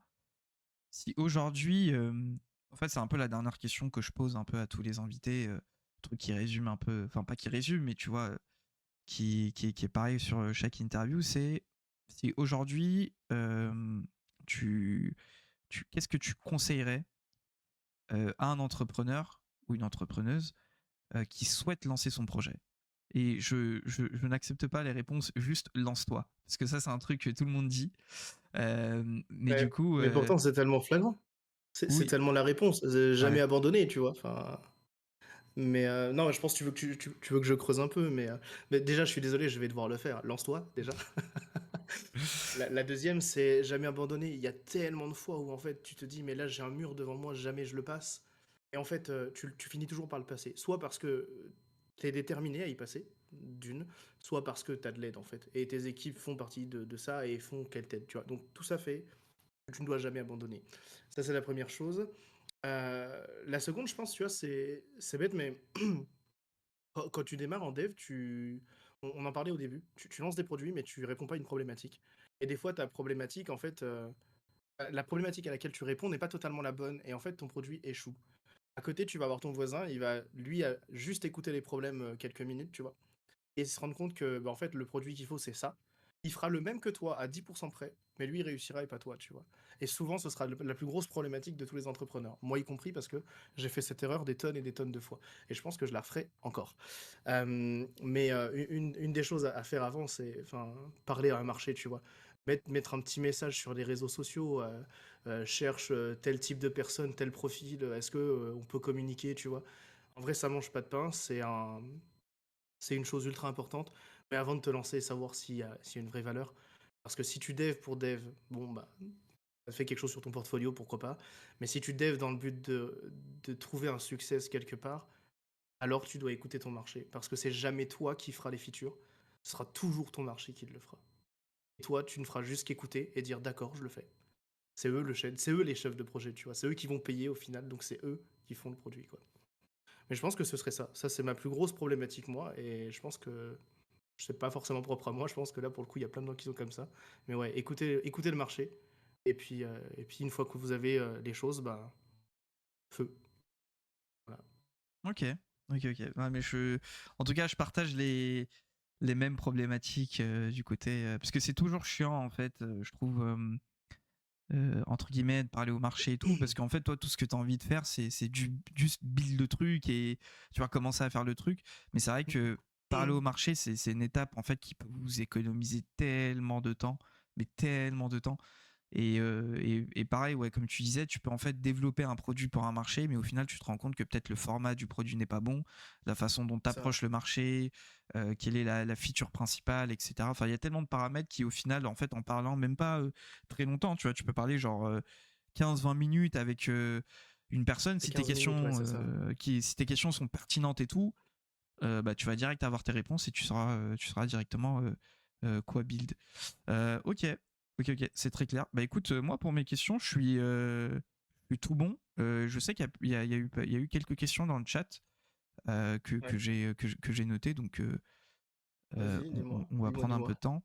Alors, déjà, ouais, au niveau de CM Check, tu vois, donc il y a Florent qui demande si aujourd'hui, est-ce que tu as mis en place une approche d'automatisation et de délégation au maximum sur CM Check pour justement te concentrer sur potentiellement d'autres produits, d'autres SaaS, etc. Alors, côté délégation, on sait que tu as complètement tout délégué à ta compagne qui gère Mm. tout le truc. Mais est-ce que, bah, d'un point de vue automatisation, etc., est-ce que tu en as aussi profité pour automatiser pas mal de trucs au niveau de CM Check ou tu as dev le truc, tu le laisses à ta compagne, c'est elle qui gère, et puis si elle a des demandes, elle peut venir te voir, quoi. Bah, c'est exactement ça. En fait, aujourd'hui, SamCheck, encore une fois, c'est mon succès, mais c'est pas un énorme SaaS, en fait. Ouais. Pour être transparent, on parle pas de milliers de personnes qui payent tous les mois, ou même de milliers de personnes tout court. Mais non, je délègue rien parce qu'en fait, on n'a pas de grosses évolutions. Tu vois, les évolutions que j'ai, la dernière que j'ai eue en date, c'était est-ce qu'on peut avoir des smileys, enfin des emojis, tu vois. Hmm. C'est un NPM install et c'est fini, on n'en parle plus. Donc, en vrai, non.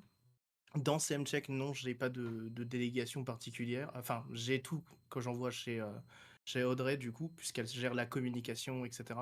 Mais en termes de tech, si demain il y a une demande spécifique, ça marche pas et autres, généralement je prends 5 minutes, je regarde et bon, ça passe assez bien, quoi. Mais par contre, Par contre, il m'est arrivé à un moment donné, dans la création de CMcheck, où j'avais pas assez de temps parce que j'étais vraiment full NC-Scale. Par contre, j'ai dû payer quelqu'un pour développer à ma place, parce que j'avais pas le temps de développer une certaine feature. Ok. Que j'ai finalement fini par retirer, évidemment. Voilà. Ok, ok. Très clair. Et des questions plutôt d'ordre technique, mais Mm. t'as Maître Tofu qui demande est-ce que CMcheck enfin, est-ce qu'elle a une API justement pour peut-être interfacer avec d'autres applications comme WordPress ou quoi d'autre, ou Non, non, rien ton du tout. marché ils s'en foutent royalement d'avoir une API?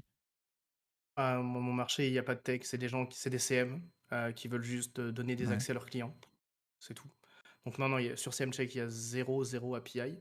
Euh, Il y en a forcément une privée, parce que bien évidemment, si demain j'ai besoin, je sais pas, d'ajouter un truc, je le ferai. Enfin, voilà, c'est plutôt logique, entre guillemets.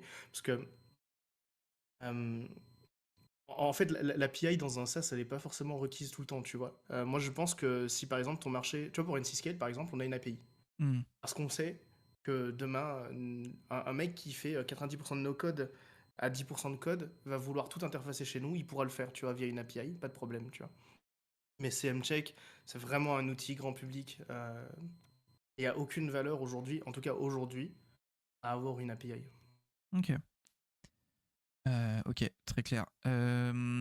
Ensuite, tu as alors Silence des agneaux. Du coup, là, c'est plus niveau par rapport à NC Scale. Mhm. Mais je crois que tu y avais déjà répondu, mais il demande où est-ce que vous êtes situé et vous êtes combien dans votre équipe? Eh ben, la boîte, elle est basée à Lyon, mais la totalité de mon équipe est en remote. Ok. J'ai des gens qui habitent dans le nord, d'autres dans le sud, enfin bref, un peu partout. Euh, mince, j'ai oublié l'autre partie de la question. Ah oui, combien on est, pardon. Ouais, c'est ça. Aujourd'hui, on est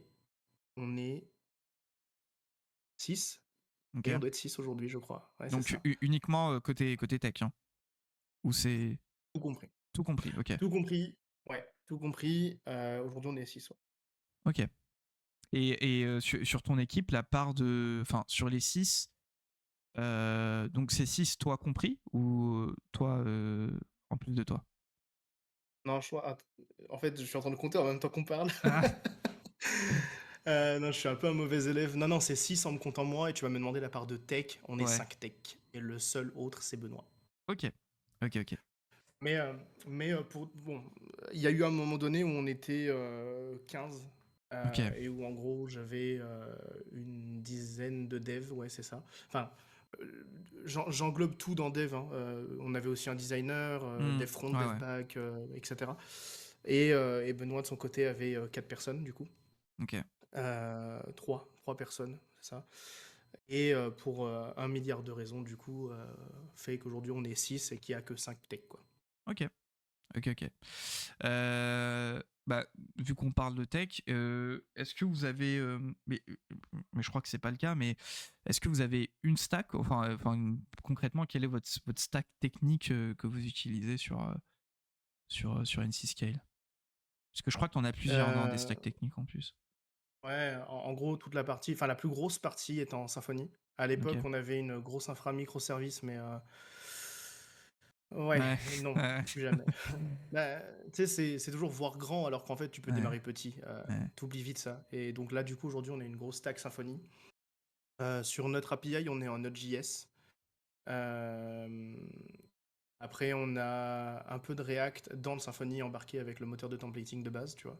Ok. Et en termes de DB, on est sur Postgre, Elastic, on a du Rabbit, on a du SQS, pas de Rabbit, pardon, du SQS avec AWS. On va avoir tout ce qui est aussi API Gateway de AWS et, euh, et du Redis, parce que le cache, c'est super important dans un produit. Et je crois que c'est tout, ouais. Ok. Je crois que c'est tout. Ok, ok. Très clair. Ensuite, là, tu as Alpha Lola qui pose une question, mais alors cette fois-ci, c'est plus orienté sur toi en tant que CTO. Du coup, Mhm. elle nous dit que, il ou elle nous dit, je comprends que tu dois trouver une solution en tant que CTO. Et pareil, si tu ne sais pas faire, mais comment tu fais lorsque effectivement tu es dans une situation où tu ne sais pas et que tu tentes de maintenir les deadlines? Alors, juste d'abord, les deadlines, elles sont rarement tenues, pour commencer, Ok. hein. C'est souvent toi qui fixes les deadlines. Hem, il y a des fois, tu es super en avance, des fois, tu es super en retard parce que quand tu montes un produit dans une startup, nous, on est en plus dans une phase d'innovation un peu. J'aime pas trop ce mot, mais dans le sens où en fait c'est un produit qui était nouveau sur le marché au moment où on est arrivé. Le no-code Mhm. c'était pareil. Et Mhm. en fait il a fallu faire de la R&D en perma, etc. Donc les deadlines, c'est pas trop un critère, on va dire. En tout cas, dans mon cas. Et comment tu fais quand tu sais pas faire? En fait, en général, c'est rare en fait les moments où tu te dis bah, je sais pas faire. Parce qu'en fait, quand tu arrives en tant que dev, quand tu es devant un problème, un bug, ce que tu veux, tu te dis toujours bah, je vais chercher en fait. Donc tu vas aller sur Google. Aujourd'hui avec les IA, bon, un petit coup de chat GPT, tu trouves généralement ta solution. Bref, Ouais. tu as plein de ressources pour trouver ta solution. Et 99% des cas, ça, c'est ta solution. Tu arrives dans un problème, tu le solutionnes parce qu'instinctivement, tu vas le faire. Et tu vas te rendre compte que tu n'as pas de problème puisque tu as trouvé ta solution. Et le pourcent restant, ça m'est arrivé une fois, depuis en 2 ans là, où c'est pas que j'avais un problème, c'est que j'avais. En fait, on gère de l'ingestion de logs, donc on parle de millions de logs envoyés en permanence si tu veux, donc c'est des infras qui doivent être scalables en permanence. Et en fait, moi j'arrivais à un moment où mes compétences m'empêchaient, si tu veux, de voir la solution qui pourtant était assez évidente. Mais je pense que c'était parce que j'étais beaucoup dans le truc. En gros, ce qui s'est passé, c'est que du coup, moi, j'en ai un peu parlé à mes investisseurs, tu vois, en leur disant, bon, bah là, on a une problématique, notre problématique, c'est celle-là. Et en fait, eux, bah, mine de rien, c'est des investisseurs, ils ont un réseau énorme aussi. Et en fait, m'ont mis en relation avec des gens qui avaient déjà eu ce type de problème et t'échanges avec eux. Et du coup, eux vont te faire part de comment ils ont géré le truc, qu'est-ce qui a été mal fait, bien fait, etc. Et en fait, avec tous ces feedbacks, tu finis par trouver ta propre solution. Mais du coup, le pourcent restant, c'est les gens sont toujours là de toute façon pour t'aider, te donner un feedback, etc. Et tu finis toi par concevoir ta propre solution sur mesure, entre guillemets, au problème que tu aurais eu auparavant, quoi. Ok. Ok, ok, très clair. Et du coup, tout le temps, enfin toujours, Alpha Lola qui demande quel est ton discours explicatif à ces moments, genre quand tu ne sais pas combien de temps ça peut prendre. Donc je pense que la personne parle dans des situations où en gros, où ne sais, en gros, on arrive avec un problème, tu sais pas vraiment ce qu'il faut faire, etc. Mhm. Mais que voilà, tu as des deadlines, machin. Mais bon, comme tu l'as dit, tu as des deadlines enfin, c'est très dur à maintenir. Mais Ouais. en mode, comment est-ce que tu arrives à expliquer bah, potentiellement aux investisseurs ou ce genre de personnes, tu vois, en mode combien de temps ça va prendre, tu vois. En fait, tes investisseurs, tu leur parles dans deux cas. Dans le cas des boards, Ouais. que tu fixes à intervalles réguliers, donc c'est quand même des gros intervalles, hein, c'est pas toutes les semaines, c'est pas tous les jours, c'est plutôt, ça se compte en mois généralement. Donc, généralement, quand tu arrives avec eux, tu as parlé avec la totalité de la boîte et tu as un discours qui est plutôt bien rodé, donc ça, c'est jamais un problème. Mais comment tu fais en gros pour trouver enfin, pour justifier une non-deadline, entre guillemets, de pas savoir quand? Bah, en fait, Mhm. tu y vas étape par étape. Tu as pas le choix. Quand tu es dans un problème aussi gros que celui-là, parce que finalement, moi, c'était un énorme problème, il avait un impact sur la totalité de la boîte, enfin du produit. Ouais. On parle déjà à tout le monde.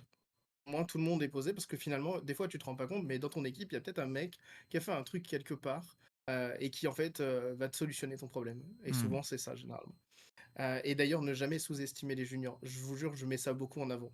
Parce que des fois, on se dit, ouais, les experts ont solution à tout. Bah, les juniors, des fois, ils ont des petits tips qui vraiment vous sauvent la vie. Mhm. Mais, mais donc, en gros, non, tu y vas étape par étape. Donc, déjà, tu poses le truc, tout le monde est au courant. Ensuite, tu dis, ok, bah, là, dans ce cas, vous me laissez une semaine. Moi, pendant une semaine, je vais chercher des solutions. Et en fait, tu vois, arrivé au bout de la semaine, tu débriefes, en fait. Donc là, j'ai trouvé une solution, on en est là, non, on n'en est pas là, ça marche. Bon, bah, du coup, on y va, il faut tant de temps. Et non, j'ai toujours rien trouvé. Bon, bah, là, tu montes un peu plus haut. Tu vois, les investisseurs, fais hello, j'ai un problème avec ça, est-ce que tu as des contacts pour moi? Et puis c'est tout, en fait. Eux, ils sont pas tech, donc de toute façon, ils comprennent totalement le truc, tu vois. Mais ils vont pas te dire, ah ouais, mais il me faut une deadline, machin.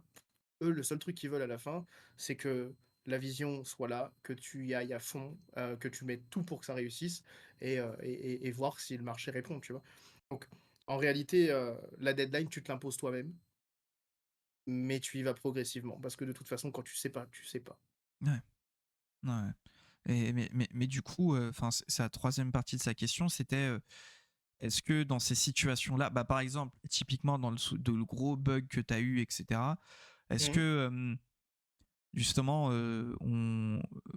est-ce que les gens, en fait, ils comprennent tes difficultés, etc. Ils sont pas en mode non mais Quand on parle Osef, des gens, on Kevin, parle des, bah, on parle de toutes les quand on personnes parle des gens, quoi. qui sont non tech et à qui en fait, bah, je parle notamment par exemple de Benoît ou parce que c'est un Mhm. peu les personnes dont en fait pour moi c'est genre en mode tu vois, t'arrives, t'as un truc, t'as un bug à fixer, il faut quand même que tu sois capable de dire bon bah ouais effectivement on a ce bug là, enfin que ce soit Benoît ou les investisseurs, parce que les techs, je pars du principe où entre les techs on se comprend dans tous les cas, donc si tu me Mhm. dis ouais j'ai un gros bug et tout, je suis en mode ok t'inquiète je capte tout à fait, mais c'est vrai que des fois il peut y avoir des non techs qui ne comprennent n'ont pas forcément cette approche où ils vont Ouais. comprendre tes difficultés et du coup ils vont pas essayer ils vont être plus en mode non mais Kevin là il faut que tu fasses le truc, moi je m'en fous machin et tout. est-ce que Est-ce que tu as une approche spécifique de la façon, mais j'imagine que c'est un peu le côté ce que tu disais tout à l'heure, c'est savoir parler à des gens qui sont pas dans ton domaine aussi pour leur expliquer de manière claire le problème Ouais, que tu rencontres, etc. Quoi. en fait, c'est important de savoir vulgariser, ça, c'est la première chose, et ça rejoint exactement ce que tu viens de dire là. Si tu sais vulgariser, en fait, ils vont comprendre ton problème. Et ensuite, personne viendra te mettre de la pression. Si la tech, elle plante, elle plante. Aujourd'hui, on veut pas que la tech plante, Ouais. et tu dois trouver une solution. Donc, si tu as un problème, tu as un problème, et c'est comme ça, personne ne peut rien y faire. Par contre, tu sais, on parlait des skills tout à l'heure, etc. Là, j'avais mis un point qui était important, la confiance. C'est-à-dire que Mm. moi, si demain je dis à Benoît, écoute, on a un énorme bug, là, on cherche des solutions, euh, je sais pas combien de temps ça va prendre, mais on investigue, quoi, tu vois. En fait, d'une, il va me faire confiance parce qu'à un moment donné, bah, c'est, enfin, il va, tu vois, il va pas venir me dire, ouais, mais c'est quoi le bug, je vais t'aider. Non, le mec est pas tech, il a pas envie de ça. Et ensuite, il a totalement confiance sur le fait que je vais gérer ce problème, en fait, tu vois. Ensuite, tu vas prendre le temps qu'il faut pour investiguer. Et non, honnêtement, j'ai un peu de mal à répondre à cette question pour être totalement franc parce que ça m'est jamais arrivé d'avoir Ouais. quelqu'un qui me dise: «Ouais, mais tu dois livrer», tu vois? Parce que je me pose à moi-même mes propres deadlines, tu vois? C'est-à-dire que quand par exemple, pour te donner un exemple, Benoît me demandait on s'est fixé sur une roadmap et lundi, on fait un lancement sur, une nouvelle feature de la plateforme, d'accord? Ok. Sauf que moi, cette feature, elle est prête depuis quasi un mois, mais juste Mm. elle est en phase de test. Benoît, je lui dis: «Il me faut une semaine pour dev ça». Lui, dans sa tête, c'est ultra fast parce que ça l'est, hein, c'est un fait. Mm. Mais en réalité, on se leurre quand on pense qu'ils comprennent rien parce que généralement ils voient des deadlines énormes, tu vois. Moi, quand j'ai parlé de la feature qui arrivait lundi à Benoît, on était en mode ouais, mais du coup, combien de mois, etc. Pas mois, semaines, tu vois. Donc, cette problématique, enfin, elle arrive jamais en fait. Il y a Ok. toujours une question de confiance. Puis, si on ne croit pas en te disant ouais, mais pourquoi le problème doit être solutionné, bah, je fais au mieux en fait. Je fais au Ouais. mieux et puis on y va, tu vois. Enfin, c'est une start-up, il y a vraiment une discussion, il y a un échange permanent. On n'est pas sur t'as des deadlines clients, le client il t'a payé, il faut machin. C'est pas une agence, c'est vraiment une start-up, un produit, c'est le tien, c'est tu y vas. Et tout ce qu'il faut, c'est que quand ça arrive en prod, ce soit stable. Donc, s'il faut que Ok. ça prenne une semaine de plus, ça prendra une semaine de plus, tu vois. Ok. Ok. Ok.